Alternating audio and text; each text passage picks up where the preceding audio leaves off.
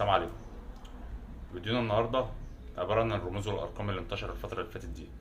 الفترة اللي فاتت دي انتشر ترند لجدول الأرقام والرموز، اللي انت لما بتيجي تعترف لشخص بحبك بتقوم عامل له الرمز بتاعه وباله الحرف بتاعه.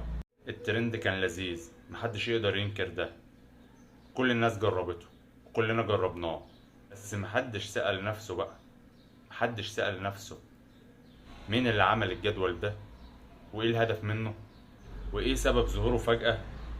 لا وكمان في اكتر من شكل، اللي بيحضر بيكون عارف معنى الرموز دي ايه. خليني اقول لك بقى ان الموضوع ليه بعد تاني خالص، مش مجرد ترند اتعمل بالصدفة. لا يا عزيزي، مفيش حاجة بتيجي بالصدفة. الطقوس الشيطانية بتكون لها اكتر من مرحلة، ومن ضمن المرحلة دي كتابة رموز، من ضمنها ارقام تندمج مع الحروف وبيقولها بطريقة معينة لتحضير المرحلة الجاية. بس هل ده معناه ان المرحلة دي بتحضر الشيطان او بتجلبه؟ لا يا عزيزي، دي مجرد مرحلة من كذا مرحلة، بس جايز من اللي انت بتعمله ده يجلب لك طاقة سلبية قوية.